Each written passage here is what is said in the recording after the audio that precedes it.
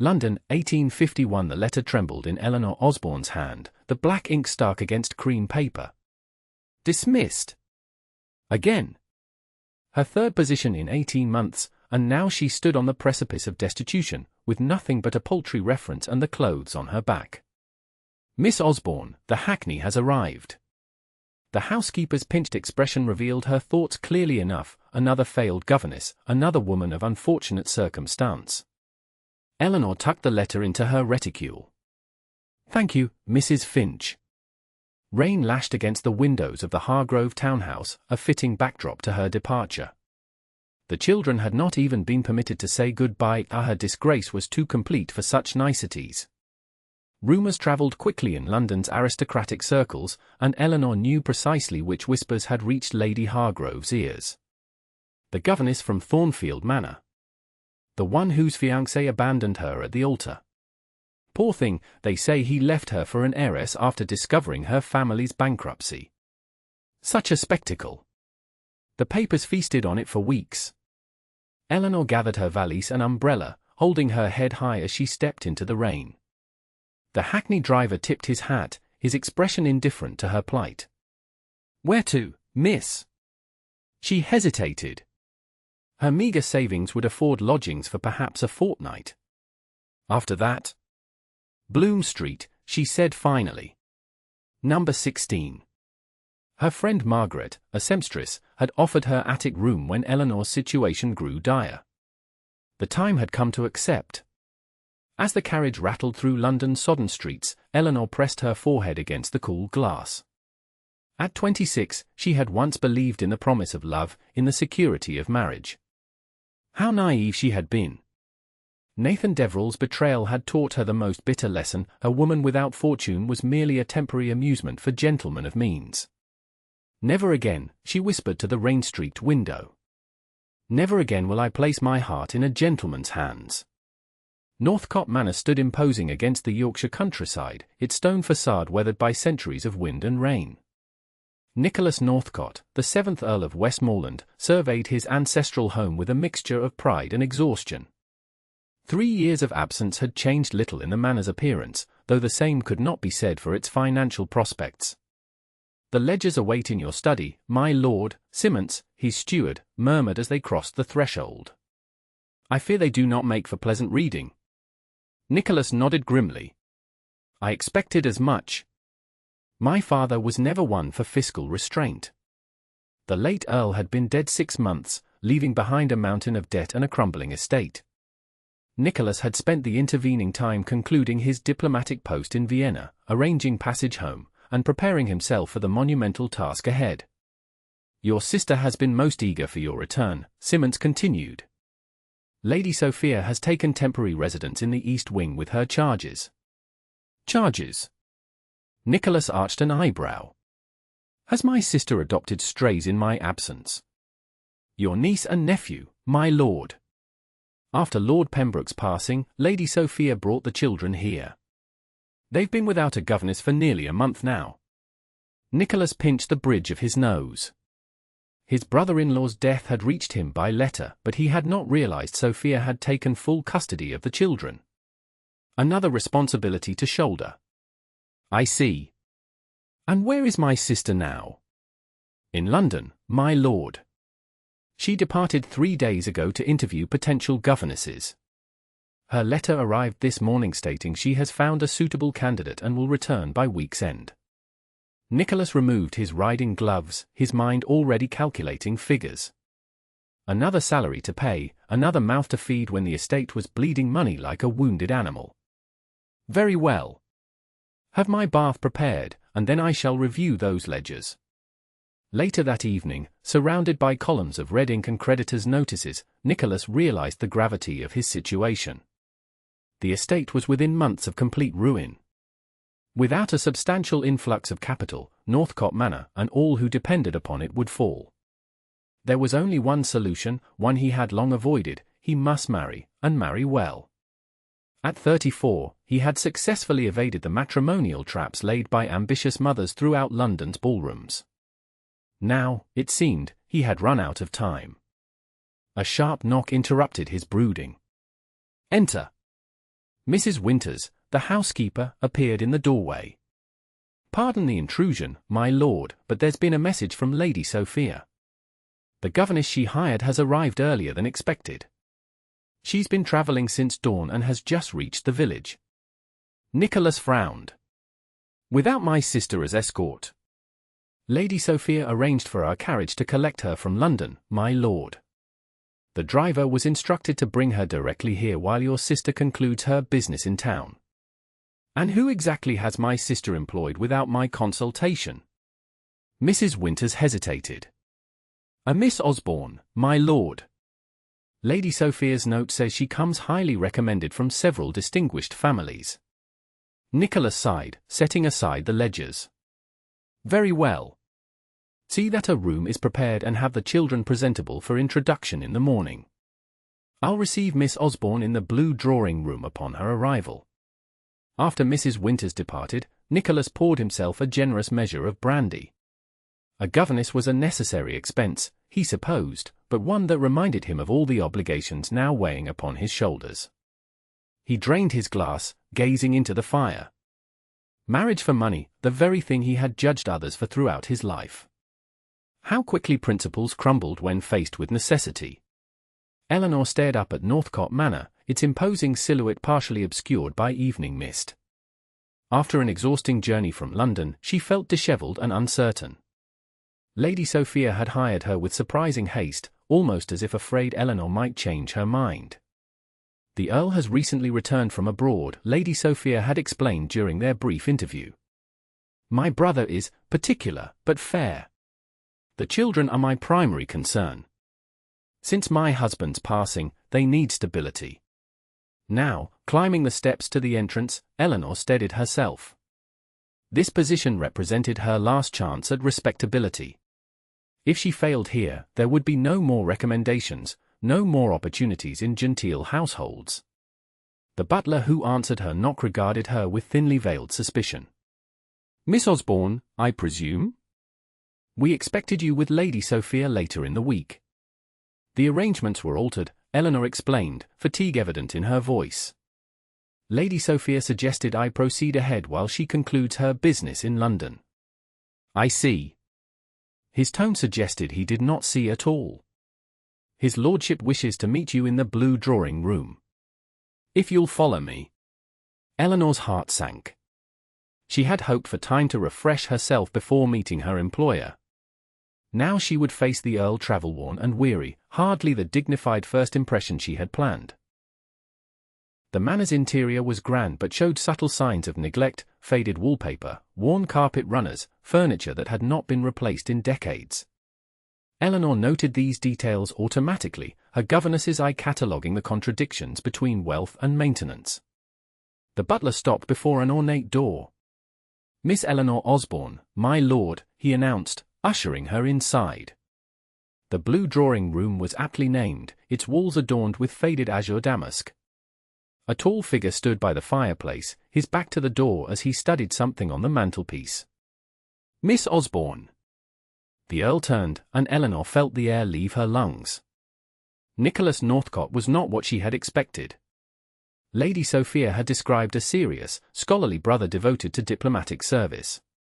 She had failed to mention he possessed the kind of striking features that caused young ladies to drop their fans at assemblies. Dark hair swept back from a broad forehead, piercing grey eyes, and a mouth that suggested both authority and unexpected humour. "My lord." Eleanor cursed, keeping her gaze lowered appropriately. "I apologize for my early arrival and current state. The journey was longer than anticipated." Nicholas studied the woman before him with growing interest.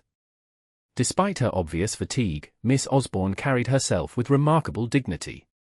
She was not a conventional beauty, too tall, her features too decisive for current fashion, but there was an intelligence in her amber eyes that caught his attention immediately.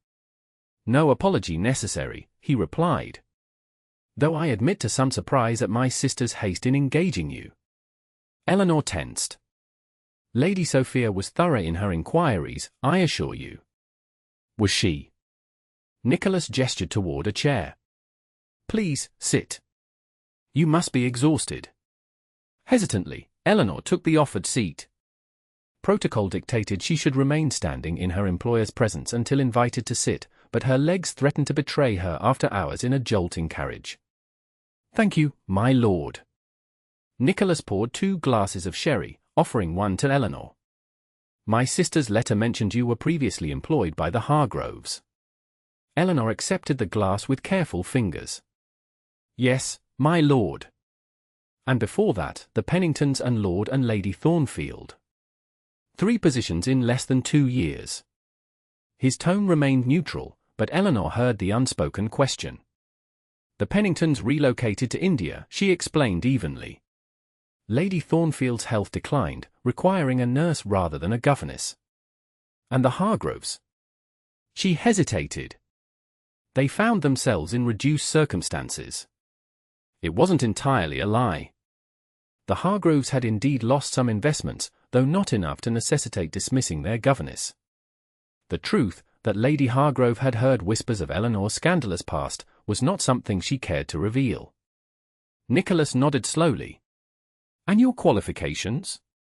"I speak French and Italian fluently, my lord. I am proficient in mathematics, history, geography, and natural philosophy.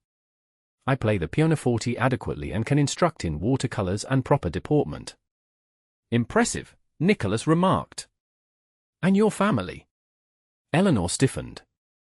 "Deceased, my lord. I have made my own way since I was 18. Nicholas recognized the subtle shift in her demeanor, the slight straightening of her spine, the careful neutrality that settled over her features. Miss Osborne had secrets, that much was clear. Under normal circumstances, he might have pressed further, demanded complete transparency from someone entrusted with his niece and nephew's education. But these were not normal circumstances. The estate needed every economy, and conducting another search for a governess would be costly and time-consuming. "Very well, Miss Osborne. You come with my sister's recommendation, which carries significant weight. You will meet your charges tomorrow after they've breakfasted. Charlotte is 8, William 6. Both intelligent children, though understandably affected by their father's passing." "I understand, my lord. Children in mourning require particular sensitivity." Something in her voice, a note of personal knowledge, caught Nicholas's attention. "Indeed," he said quietly. "Mrs. Winters will show you to your quarters. I'm sure you wish to rest." Eleanor rose, setting aside her barely touched sherry. "Thank you, my lord." As she turned to leave, Nicholas added, "Miss Osborne." She paused at the door. "Yes, my lord." "Welcome to Northcott Manor." Eleanor nodded and departed, leaving Nicholas staring thoughtfully at the doorway. There was something compelling about Miss Osborne, a dignity that went beyond her station, a guarded vulnerability that sparked his curiosity. Under different circumstances. He shook his head, dismissing the thought. His focus must remain on saving the estate, which meant pursuing a wealthy marriage as swiftly as possible. A penniless governess with mysterious secrets had no place in such calculations. The children proved more challenging than Eleanor had anticipated. Charlotte, a solemn-eyed girl with her mother's fair coloring, regarded her new governess with undisguised suspicion. William, smaller and more volatile, alternated between sullen silence and bursts of defiance. "Papa said governesses are just ladies who couldn't find husbands," he announced during their first arithmetic lesson, a week after Eleanor's arrival. Eleanor kept her expression neutral, though the barb struck closer than the boy could know. "And what did your father say about gentlemen who make unkind remarks to ladies?" William flushed, glancing down at his slate. "That it shows poor breeding." "Indeed. Now, shall we continue with these sums, or would you prefer additional practice in deportment?" Beside him, Charlotte's mouth twitched in what might have been the ghost of a smile. The schoolroom, situated in the east wing, overlooked the estate's formal gardens. Once immaculately maintained, they now showed signs of the manor's financial strain. Fewer gardeners meant untrimmed hedges and flower beds fighting against encroaching weeds. "Uncle Nicholas says we must be economical," Charlotte informed Eleanor as they practiced French verbs. "That means we cannot have new things until the estate recovers." Your uncle is wise, Eleanor replied, correcting Charlotte's pronunciation gently. Sometimes we must make difficult choices for the greater good. Like how you became a governess instead of having your own home. William asked, momentarily forgetting his animosity in genuine curiosity. Eleanor hesitated. Yes. Sometimes circumstances require us to adapt. Did you want to be a governess when you were small? Charlotte asked. I wanted to be an explorer, Eleanor admitted with a small smile. But life rarely follows the paths we imagine as children. A shadow in the doorway caught her attention. The Earl stood watching them, his expression unreadable. How long he had been there, Eleanor couldn't guess, but heat rose to her cheeks at the thought he might have overheard their conversation. Uncle Nicholas? William abandoned all pretense of study, rushing toward him. Nicholas caught his nephew easily, lifting him with a warmth that contrasted sharply with his usual reserved demeanor. Working diligently, I hope. Miss Osborne makes us conjugate verbs in 2 languages, Charlotte complained, though without real answer. Even when it's sunny outside. The very height of cruelty, Nicholas agreed solemnly, though his eyes met Eleanor's with unexpected humor. Perhaps Miss Osborne might consider an afternoon lesson in the gardens? I believe education need not always occur within 4 walls. Eleanor rose, smoothing her simple grey dress. If you think it appropriate, my lord. I do. He set William down.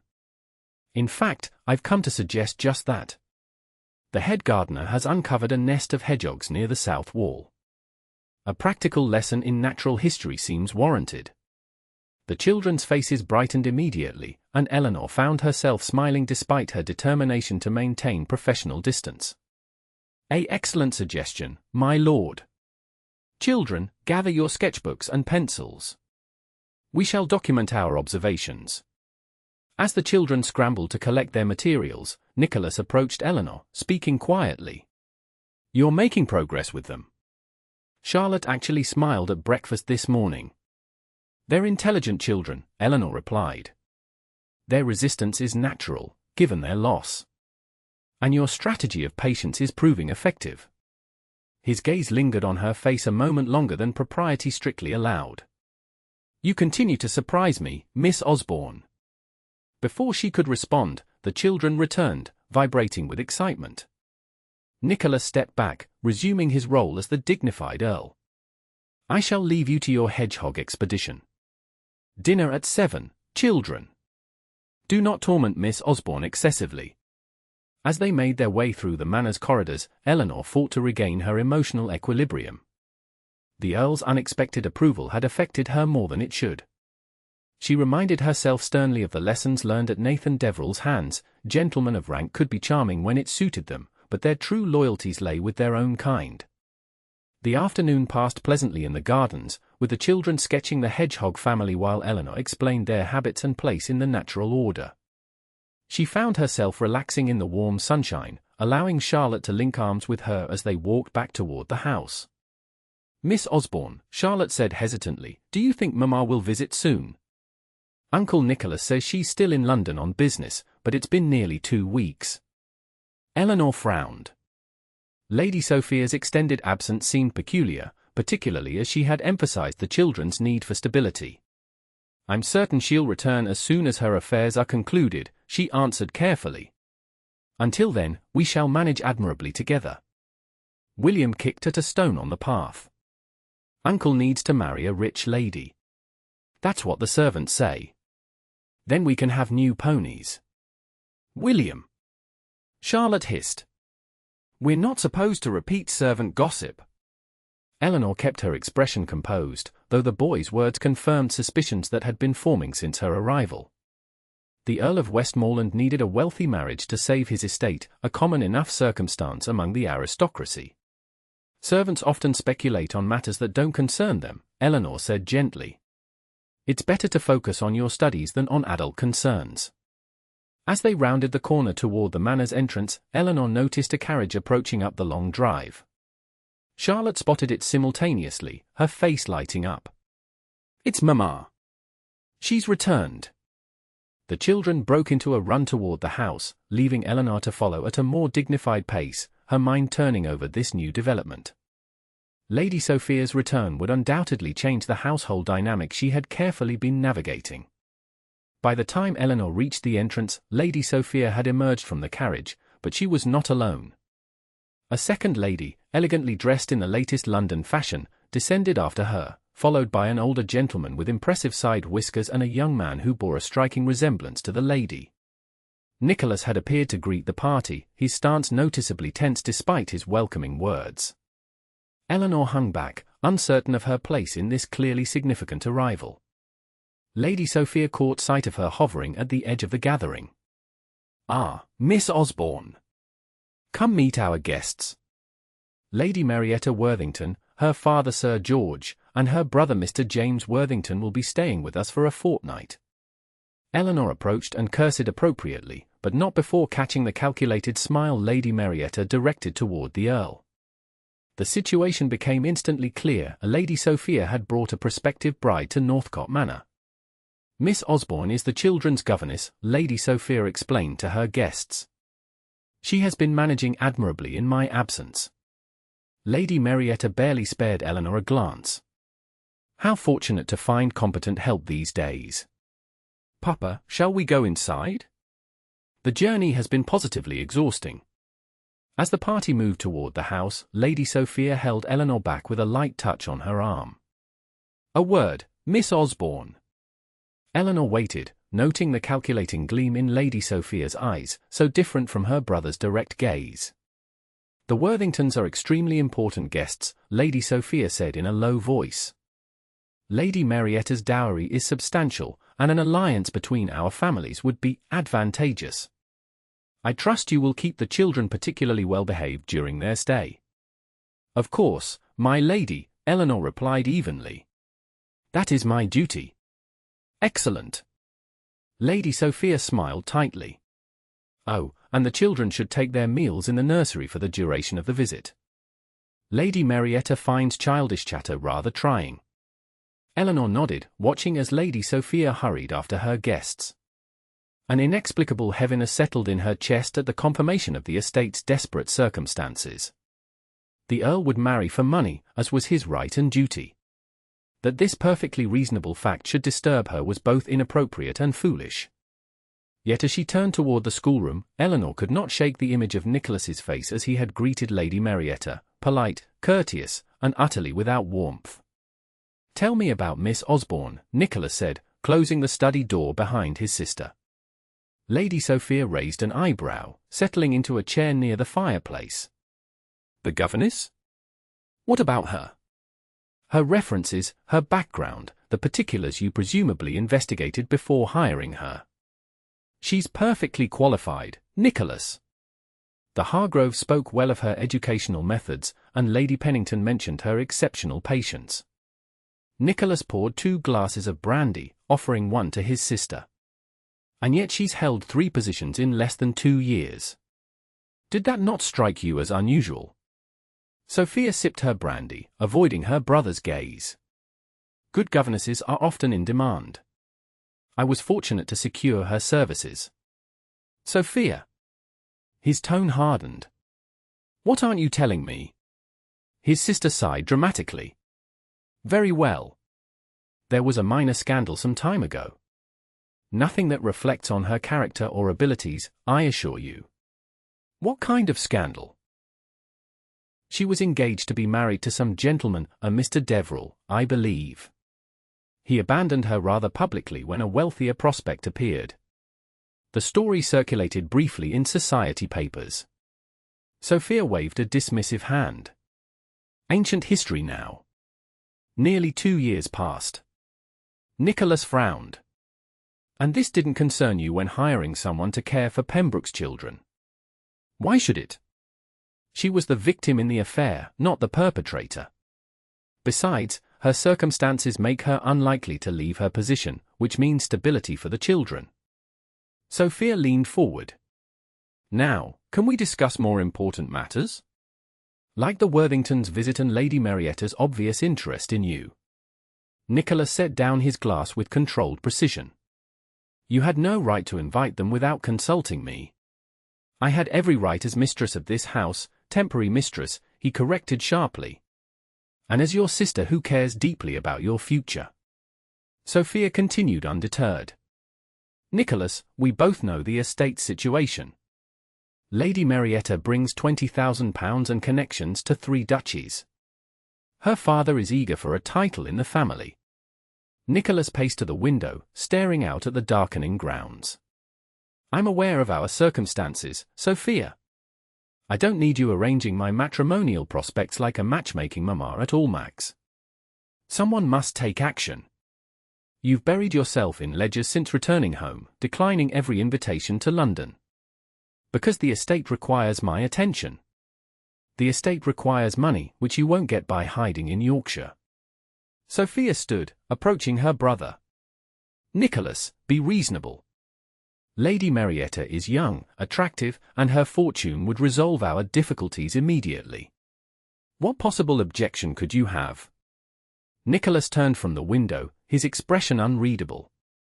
I have no objection to marriage for mutual benefit. I object to being manipulated. Then court her properly during her stay. Show her Northcott at its best, what remains of it, and secure our future. Sophia placed a hand on his arm. For the children's sake, if not your own. Nicholas sighed, recognizing the efficacy of his sister's tactics. Charlotte and William's welfare was indeed his responsibility now, and their futures depended on the estate's recovery. Very well, he conceded. I'll be appropriately attentive to Lady Marietta. But no more scheming, Sophia. No convenient moments alone or manufactured emergencies. Sophia's innocent expression fooled neither of them. I wouldn't dream of it. After his sister departed, Nicholas remained by the window, his thoughts turning unexpectedly to Miss Osborne. A jilted engagement explained much about her reserved demeanour and careful dignity. He found himself strangely angered by the unknown Mr. Deverell, a man who would publicly humiliate a woman of such obvious intelligence and character. The thought brought him up short. When had he formed such a definitive opinion of the governess? Their interactions had been limited to brief exchanges regarding the children and occasional accidental meetings in the library late at night, when both sought solitude with a book. Yet in those moments, he had glimpsed something in Eleanor Osborne that intrigued him, a combination of vulnerability and resilience, of propriety and barely concealed passion for ideas. She spoke of literature with subtle enthusiasm, her recommendations for the children's reading showing both wisdom and imagination. Nicholas shook his head, dismissing these inappropriate musings. Miss Osborne was his employees, nothing more. His duty lay with Northcott Manor and all who depended on it, which meant considering Lady Marietta's substantial dowry with appropriate seriousness. Still, as he prepared for dinner with his guests, Nicholas found himself wondering if Miss Osborne had ever encountered her former fiancé after the broken engagement, and whether she had maintained the same quiet dignity she displayed at Northcott Manor. You cannot possibly expect me to ride that creature, Lady Marietta declared, eyeing the gentle mare with undisguised horror. It's enormous. Eleanor, supervising Charlotte's riding lesson nearby, suppressed a smile. The horse in question was among the mildest in the stables, selected specifically for inexperienced riders. A week into the Worthingtons' visit, the pattern had become clear. Lady Marietta expressed horror at country pursuits, the Earl patiently accommodated her complaints, and Lady Sophia orchestrated increasingly desperate scenarios to throw the pair together. Perhaps you'd prefer to observe from the terrace, Nicholas suggested, his patience visibly strained. The view of the valley is quite spectacular. I shall be terribly lonely without company, Lady Marietta pouted, laying a gloved hand on his arm. Eleanor turned her attention back to Charlotte, who was demonstrating far greater courage than their guest by guiding her pony in a perfect circle. Excellent posture, Charlotte, Eleanor called. Remember to keep your heels down. Miss Osborne, watch me. William shouted, urging his pony into a trot with more enthusiasm than skill. Carefully, Master William, the groom cautioned, hurrying alongside the determined boy. Nicholas glanced their way, his expression softening as he observed the children's progress. For a moment, his eyes met Eleanor's across the paddock. Something passed between them, unspoken appreciation, perhaps, for the contrast between Charlotte's quiet determination and Lady Marietta's theatrical helplessness. "Lord Westmorland, I believe I feel faint," Lady Marietta announced, swaying dramatically. "The sun is terribly strong today." Nicholas's attention snapped back to his guest, offering his arm automatically. "Let me escort you inside." "The governess seems to have matters well in hand," Lady Marietta observed as they departed, her voice carrying clearly. "Though I've always believed children should be seen at appointed hours and otherwise kept with appropriate supervision. Daily interaction seems excessive for persons of quality." Eleanor maintained her composed expression, though the word stung. Lady Marietta's disdain for the children had become increasingly apparent throughout the visit, manifesting in cutting remarks about their table manners, their occasional childish exuberance, and their attachment to their governess. "Miss Osborne," Charlotte called, completing another circuit of the paddock. "Was that satisfactory?" "Very well done," Eleanor praised, pushing aside her discomfort. "Your balance has improved remarkably." After the riding lesson concluded, Eleanor led the children toward the house for their afternoon studies. As they approached the terrace, voices drifted from the open French doors of the drawing room.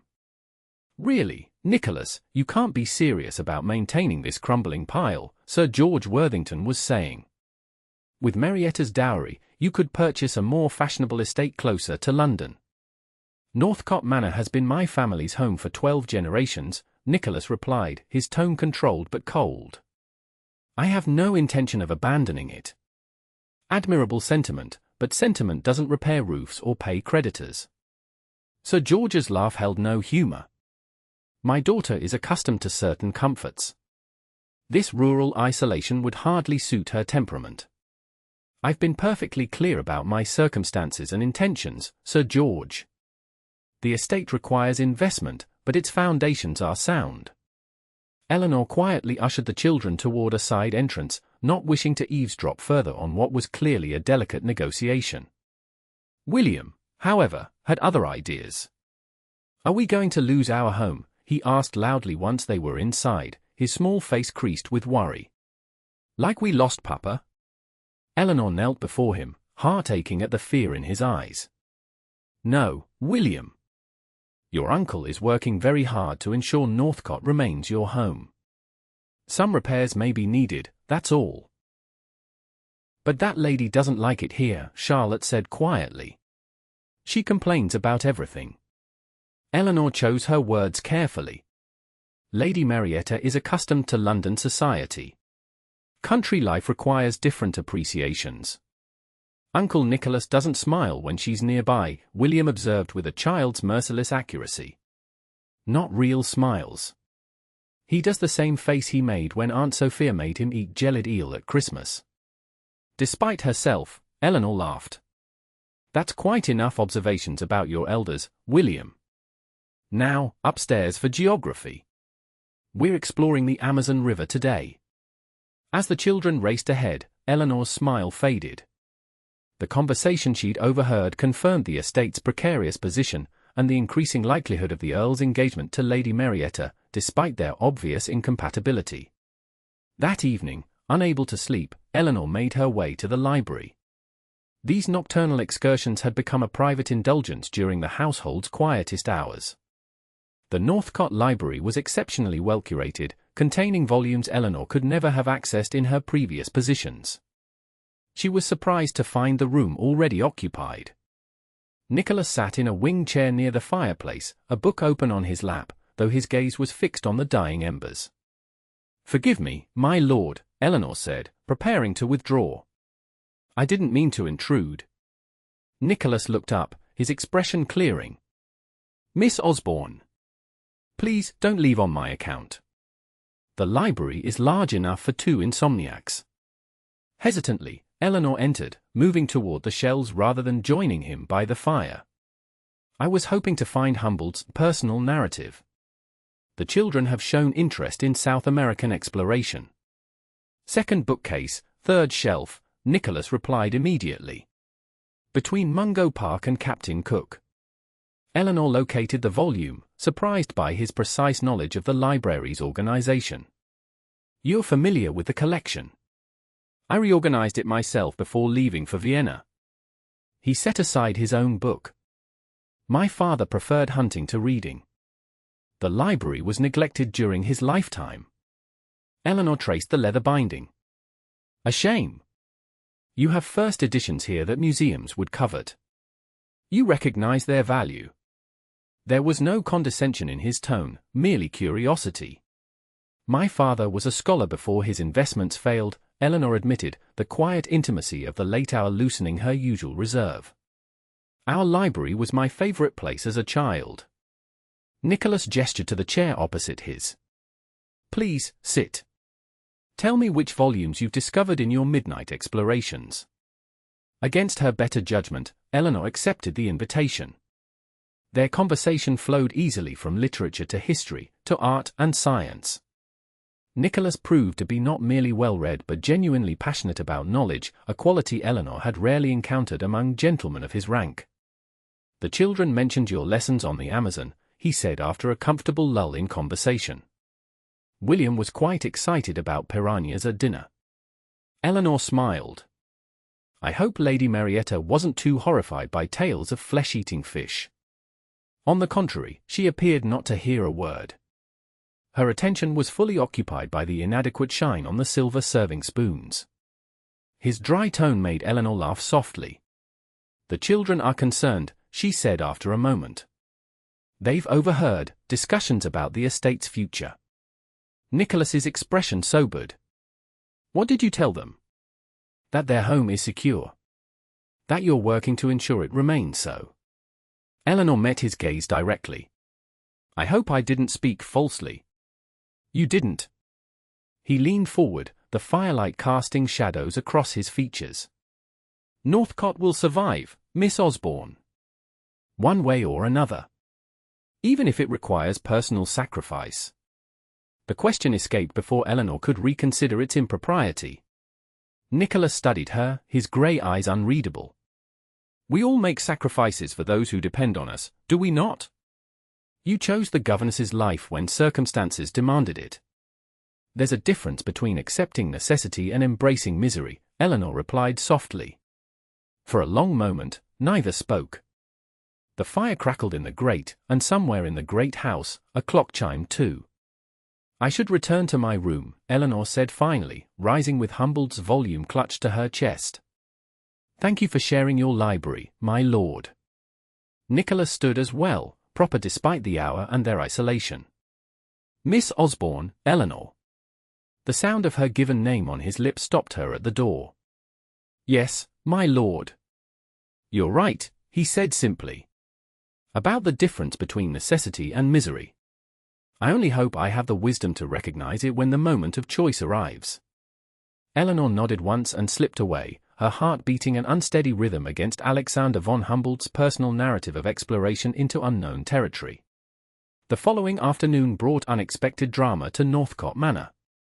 Eleanor was reviewing French vocabulary with the children when Lady Sophia burst into the schoolroom, her expression harried. Miss Osborne, you must come quickly. Lady Marietta has suffered a fall in the garden and is calling for assistance. Lord Westmorland is in the village on business, and I cannot locate Mr. Worthington. Eleanor rose immediately. Of course. Children, continue copying these phrases. I shall return shortly. She followed Lady Sophia through the manor and out to the gardens, where they found Lady Marietta seated on a stone bench, her parasol abandoned beside her. Oh, thank goodness, Lady Marietta exclaimed upon seeing them. I've twisted my ankle most dreadfully. I require assistance to my room immediately. Eleanor assessed the situation quickly. Lady Marietta showed no signs of genuine pain, her complexion remained flawlessly unruffled, and she had arranged her skirts quite artfully around her supposedly injured limb. Perhaps I should examine your ankle before we move you, Eleanor suggested. Improper movement could exacerbate an injury. Lady Marietta's eyes narrowed. That won't be necessary. Lady Sophia can help me to my room, where my maid will attend me. I fear I'm not strong enough to support you alone, Lady Sophia interjected with transparent insincerity. Miss Osborne's assistance is essential. Recognizing the orchestrated nature of the emergency, Eleanor nonetheless stepped forward to offer her arm. "Lean on me, my lady. We'll proceed slowly." With much theatrical wincing and sighing, Lady Marietta allowed herself to be escorted through the garden toward the house. As they rounded a hedge near the terrace, the sound of approaching hoofbeats announced the Earl's return from the village. "Oh!" Lady Marietta exclaimed, suddenly stumbling more dramatically. "I fear I shall faint." As if on cue, she pitched forward with a delicate cry. Eleanor, anticipating the maneuver, moved to catch her, but miscalculated Lady Marietta's weight. Both women tumbled onto the gravel path just as Nicholas dismounted nearby. "What in God's name?" he exclaimed, rushing toward them. Lady Marietta recovered her wits with remarkable speed. "Lord Westmorland.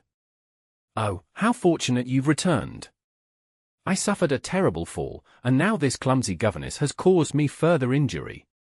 Eleanor extracted herself from the tangle of limbs and petticoats, acutely aware of her disheveled appearance and the tear in her sleeve. "Forgive me, my lady. You fell more quickly than I anticipated."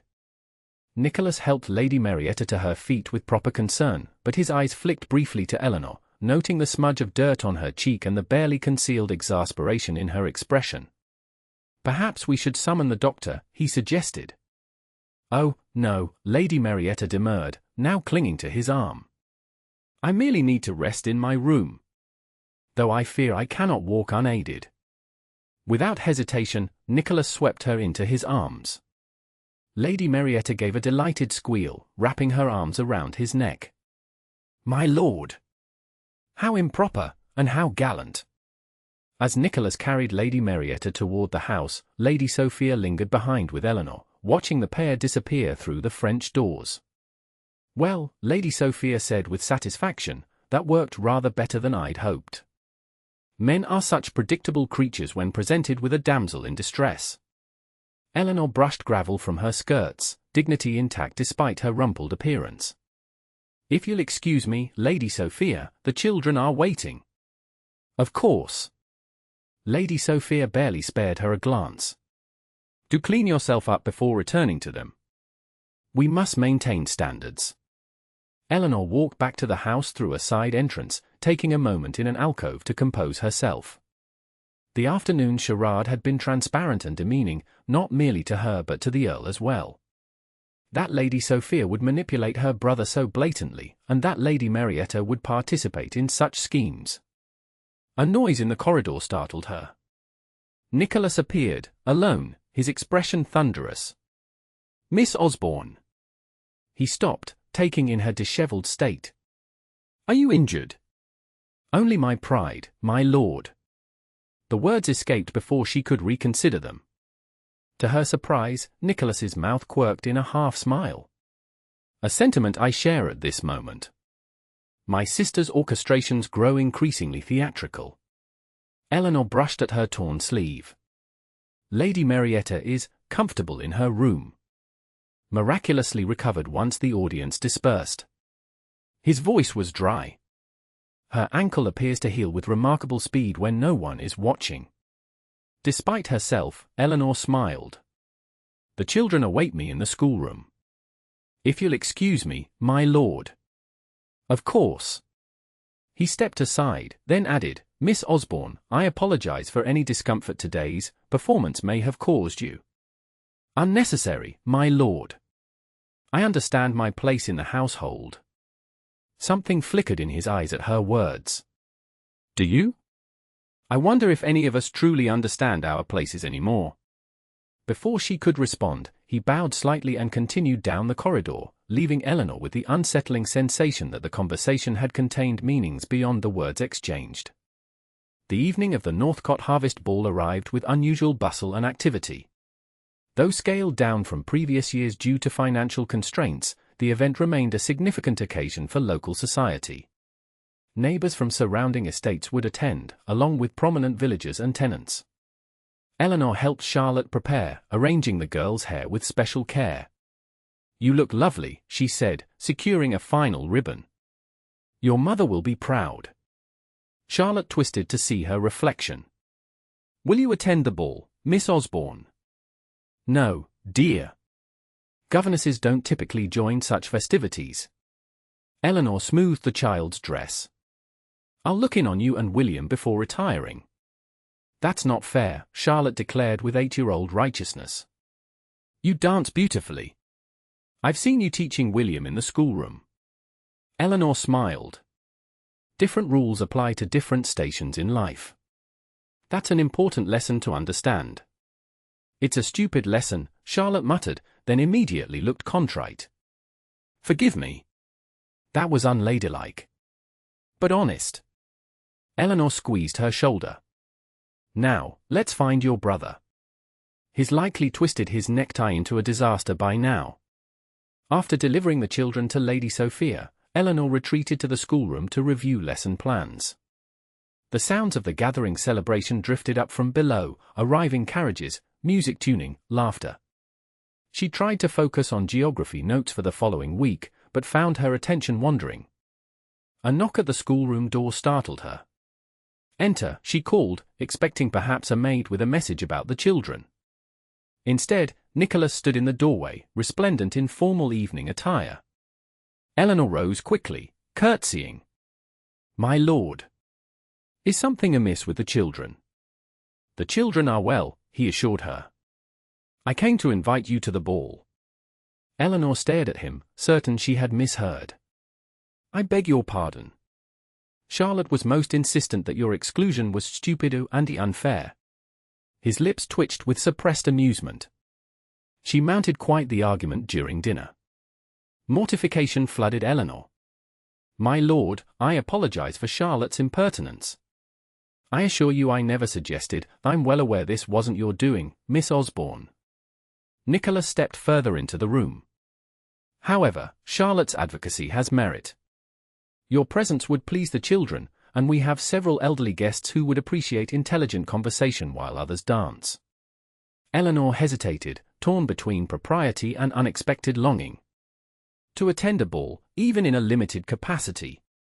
I have nothing suitable to wear, she said finally. My sister anticipated that objection. Nicholas gestured to the corridor, where a maid waited with a carefully draped gown. Lady Sophia offers this. Apparently it no longer suits her coloring. Eleanor recognized the dress immediately, deep blue silk, modestly cut but undeniably elegant. Lady Sophia had worn it at a dinner the previous week. This is most irregular, Eleanor murmured. So is much of life at Northcott these days. Nicholas's expression grew serious. The invitation is genuine, Miss Osborne. Your company would be appreciated.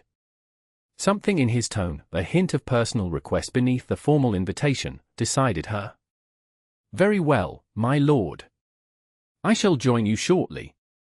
Half an hour later, Eleanor descended the main staircase, her heart pounding with nervousness. The blue silk fit remarkably well, requiring only minor adjustments.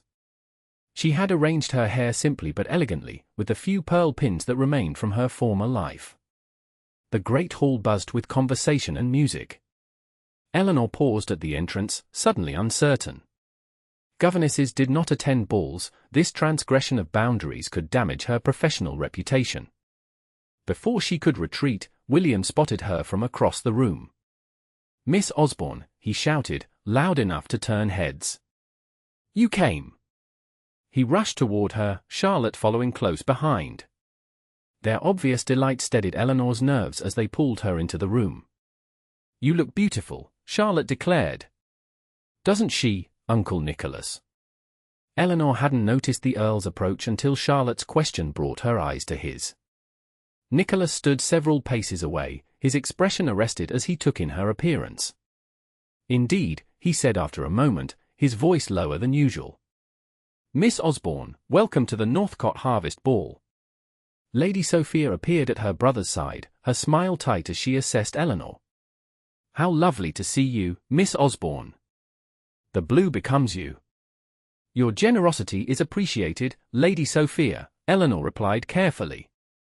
Miss Osborne must meet Mrs. Haverton, Charlotte insisted, tugging at Eleanor's hand. She doesn't believe women should study mathematics.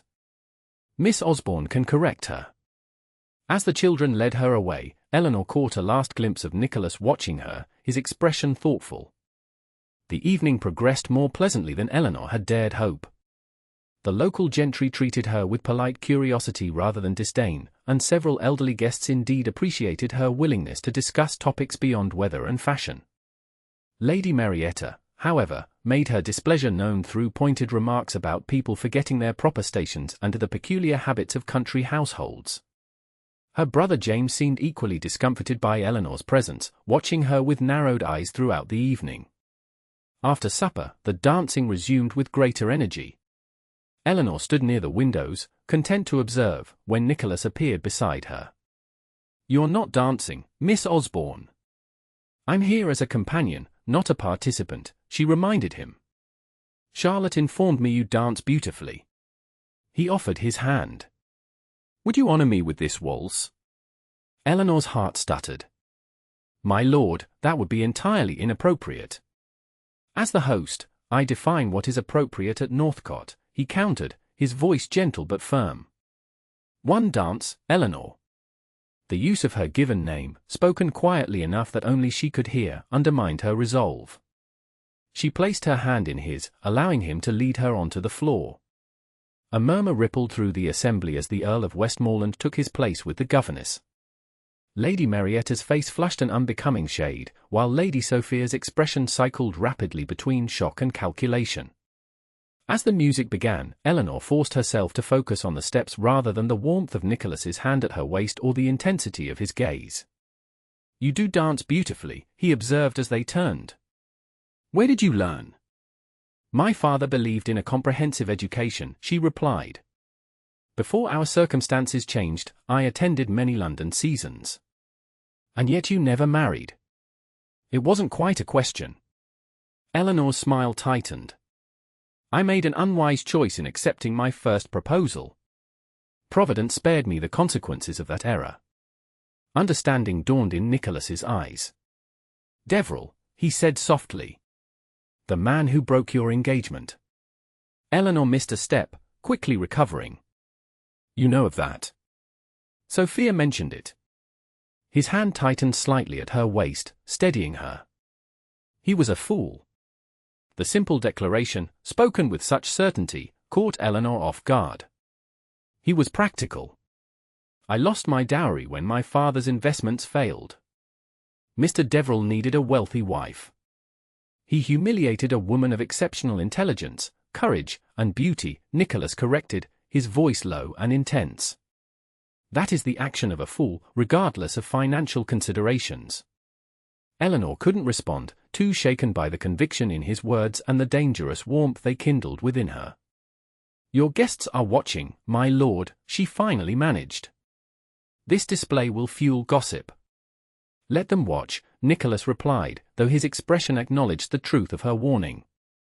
"For once, I find myself unconcerned with others' expectations." The waltz ended too soon. Nicholas escorted Eleanor from the floor with proper courtesy, though his hand lingered on hers a moment longer than necessary. "Thank you for the dance, Miss Osborne." "Thank you, my lord." Eleanor cursed, painfully aware of the stares directed their way. "If you'll excuse me, I should check on the children." She retreated toward the relative safety of the terrace, needing a moment to compose herself. The cool night air was a welcome relief after the warmth of the ballroom and the even more dangerous warmth Nicholas had stirred within her. Quite the triumph for a governess, a voice drawled from the shadows. "Dancing with an earl." Eleanor turned to find James Worthington regarding her with cold assessment. "Mr. Worthington. I was merely obliging my employer." "Is that what you call it?" He moved closer, his smile unpleasant. "I wonder what other obligations you fulfill for Lord Westmorland." Eleanor stiffened. "Your implication is both incorrect and insulting, sir." "Come now, Miss Osborne. A woman in your position, with your history, can hardly claim offense at reasonable suppositions." "My history?" Eleanor fought to keep her voice steady. James's smile widened. "London society has a long memory. Nathan Deverell is a close acquaintance of mine." He shared quite the amusing account of his narrow escape from a fortune-hunting family. The deliberate cruelty of his words struck Eleanor like a physical blow. "Excuse me, Mr. Worthington. I must return inside." He blocked her path. "My sister will be Countess of Westmorland. I would hate for her household to be tainted by staff of questionable repute. The staff of Northcott Manor is my concern, Mr. Worthington, not yours or your sister's." Nicholas's voice cut through the darkness with cold precision. James stepped back immediately, his smirk dissolving. "Lord Westmorland. We were just discussing, I heard precisely what you were discussing." Nicholas moved to stand beside Eleanor, his presence solid and reassuring. "And I find your conduct toward Miss Osborne inexcusable." "Surely you understand my concern," James attempted. "Given her history, the only history that concerns me is that Miss Osborne has provided exemplary care and education to my niece and nephew during a difficult period." Nicholas's tone left no room for argument. "I suggest you return to the ball, Mr. Worthington. Your sister was looking for you." James retreated with poor grace, throwing a last venomous glance at Eleanor before disappearing inside. When they were alone, Nicholas turned to her. "Are you all right?" Eleanor nodded, though her hands trembled. "Quite all right, thank you. Mr. Worthington merely reminded me of realities I sometimes allow myself to forget." "What realities?" Nicholas asked quietly. "That the past is never truly past. That a woman's reputation, once damaged, remains so indefinitely." She met his eyes with painful honesty. "That I was foolish to accept your invitation tonight." Nicholas stepped closer. "Eleanor, I should return to my room, my lord." She moved toward the door, pausing to add, "Thank you for your intervention, but it has only confirmed what Mr. Worthington suggested, that my presence here has become inappropriate."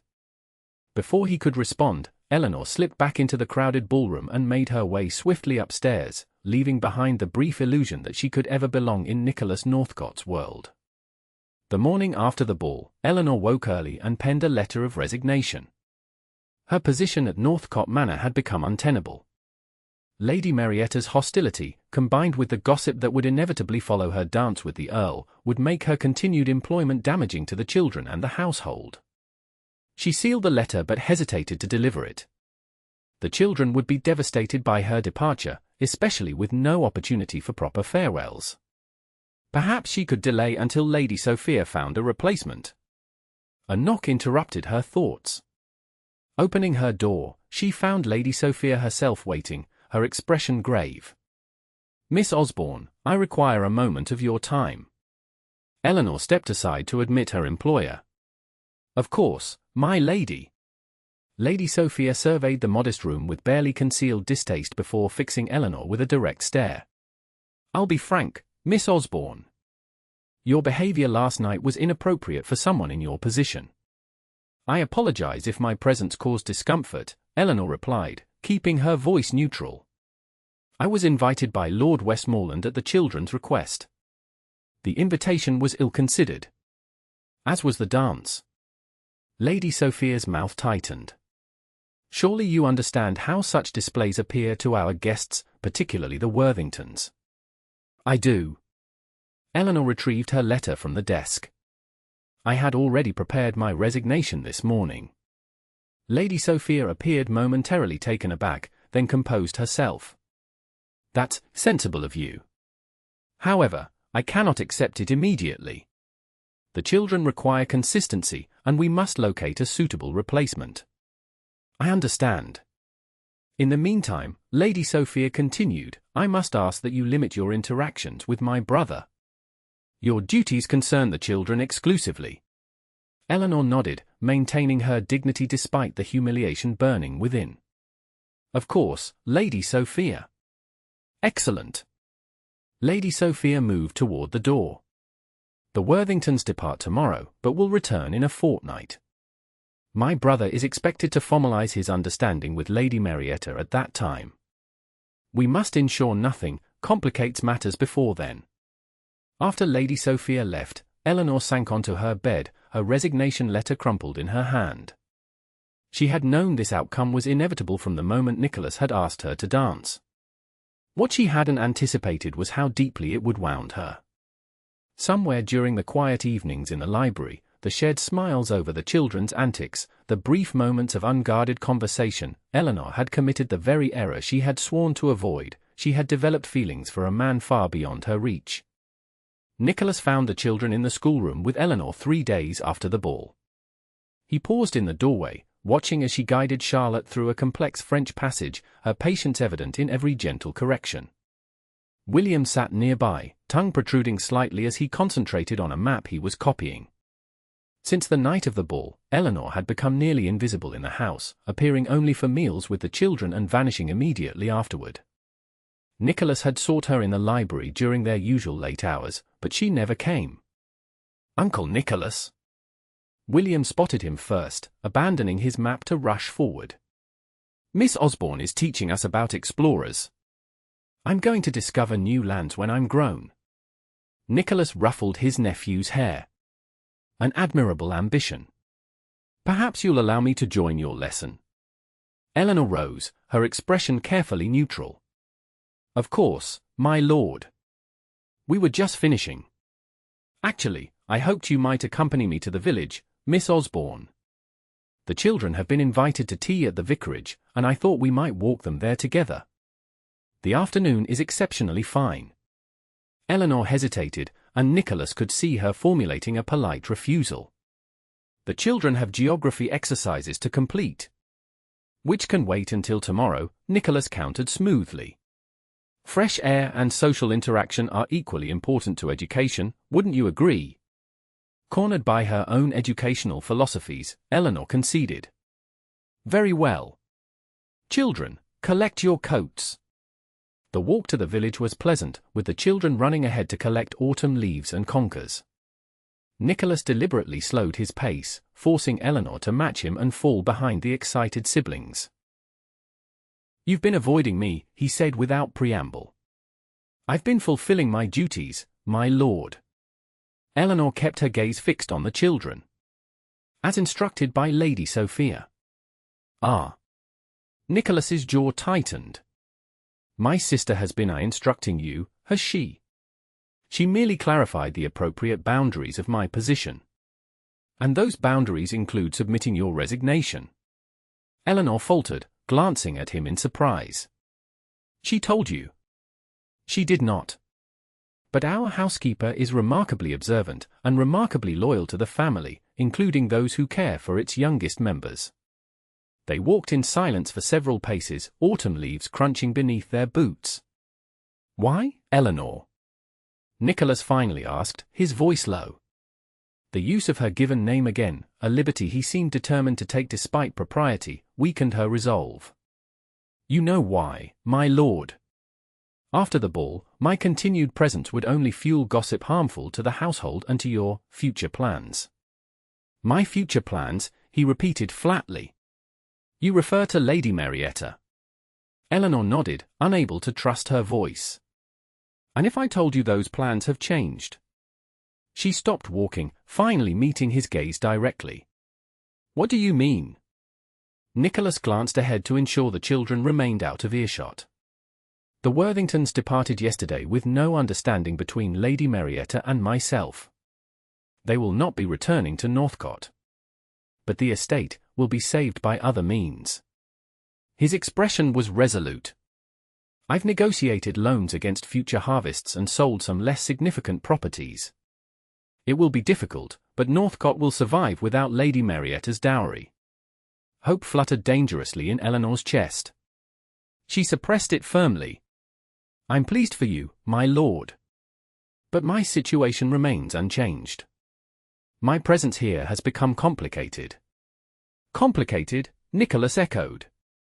"An interesting choice of word for what I would call valuable. Essential, even." "To the children, perhaps," Eleanor acknowledged. "Not only to them." Nicholas stepped closer. "Eleanor, surely you must realize, Uncle Nicholas." William's shout interrupted them. "We've reached the vicarage. Come see the new puppies." Nicholas sighed, the moment broken. We'll continue this conversation, Eleanor. I insist upon it. The tea at the vicarage passed pleasantly, with the vicar's wife fussing over the children and the promised puppies providing endless entertainment. Throughout the visit, Eleanor felt Nicholas's gaze returning to her, thoughtful and intent. As they walked back to Northcott in the golden late afternoon light, the children ran ahead again, tired but happy. I received a letter from Deverell, Nicholas said suddenly. Eleanor stumbled, shocked by the name. I beg your pardon. After the ball, I wrote to an acquaintance in London for information about your former fiancé. Nicholas's expression darkened. I wanted to understand what manner of man would publicly humiliate a woman of your quality. You had no right, Eleanor whispered, torn between anger and mortification. Perhaps not, Nicholas conceded. But I couldn't reconcile the woman I've come to know with the subject of scandal James Worthington described. And now you've satisfied your curiosity, Eleanor said stiffly. Congratulations. On the contrary, Nicholas countered. I've discovered something rather extraordinary. Nathan Deverell never intended to marry you at all. Eleanor stopped walking. What? According to my source, Deverell was already secretly engaged to Miss Catherine Templeton when he began courting you. He needed access to certain social circles to further his business interests, circles that only respected families like yours could provide, regardless of financial status. Eleanor's mind reeled. That's not possible. He proposed formally. Announcements were sent to the papers. All part of an elaborate scheme, Nicholas said gently. When your father's investments failed, Deverell used it as a convenient excuse to break the engagement he never intended to honor. The public humiliation was calculated, it ensured you would retreat from society, unable to reveal his deception. Eleanor pressed a hand to her chest, feeling as though the ground had shifted beneath her feet. How could I have been so blind? You weren't blind, Nicholas said firmly. You were betrayed by a man who made deception his profession. He's since fled to America, one step ahead of numerous creditors and at least 2 other broken engagements. They resumed walking, Eleanor struggling to absorb this revelation. Everything she had believed about her past, her judgment, her failure, suddenly appeared in a different light. Why tell me this now? She finally asked. Because your resignation is based on shame for a scandal that was never your doing, Nicholas replied. And because I cannot bear the thought of you leaving Northcott believing yourself somehow unworthy of happiness. They had reached the manor's gates. The children had already run ahead, disappearing into the house. My lord, Nicholas, he corrected. When we are alone, at least grant me the courtesy of my name. Nicholas, Eleanor conceded, the name unfamiliar on her tongue.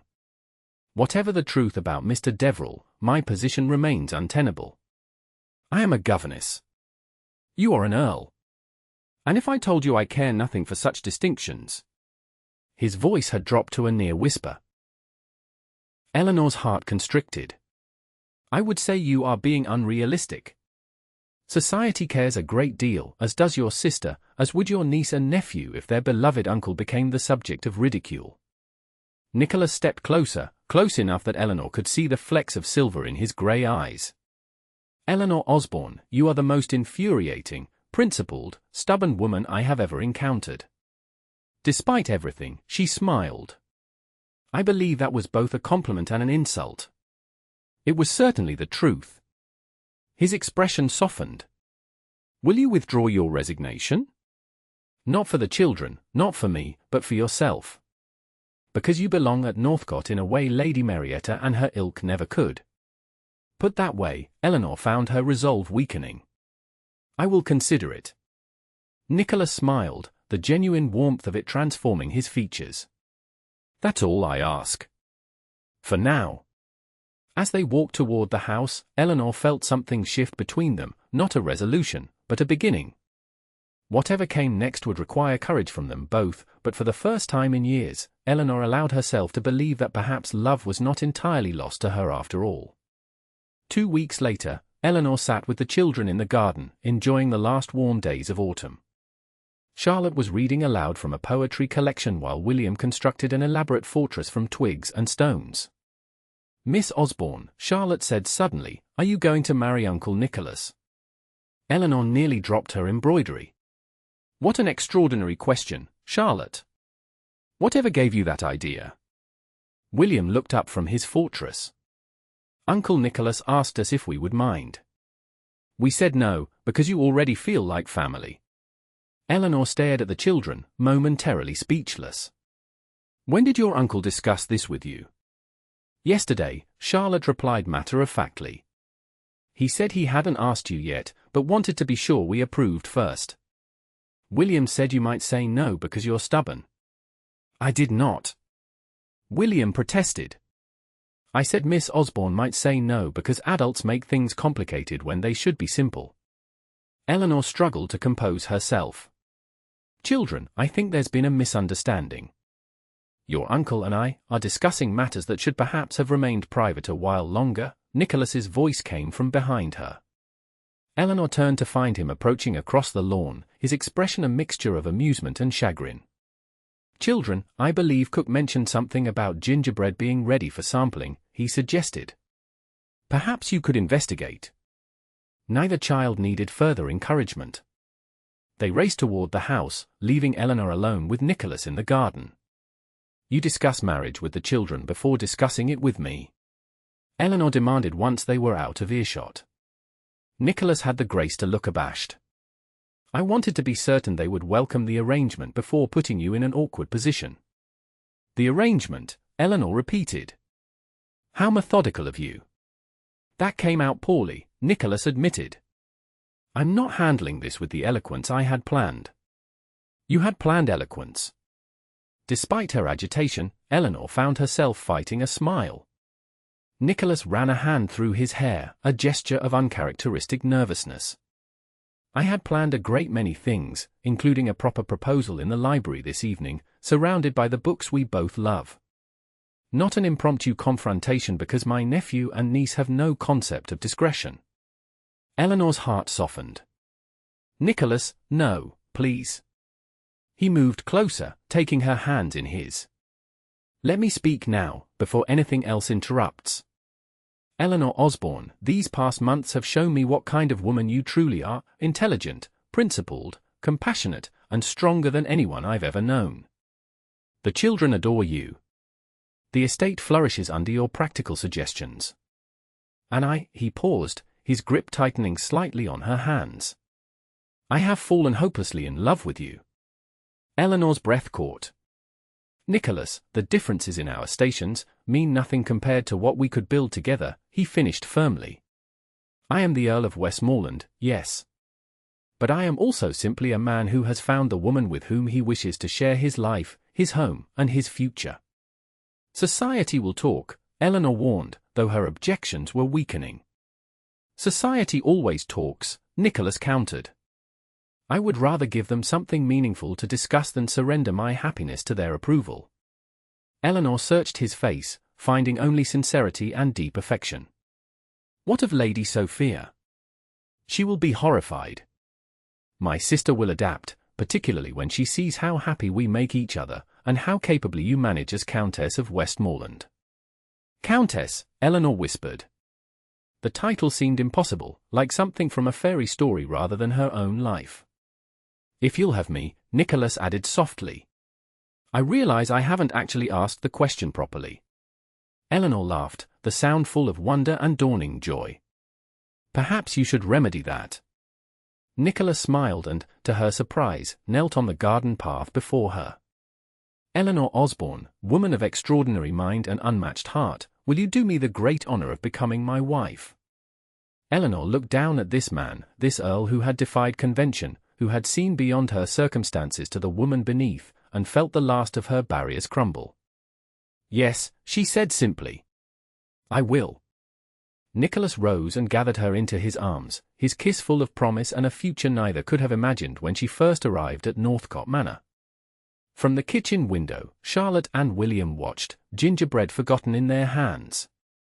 See? William said triumphantly. I told you she'd say yes. Charlotte smiled. For once, little brother, I'm glad you were right. And in the garden, Eleanor and Nicholas remained embraced, two souls who had found in each other not just love, but home, proving that sometimes, when least expected, love finds a way to overcome even the most insurmountable differences.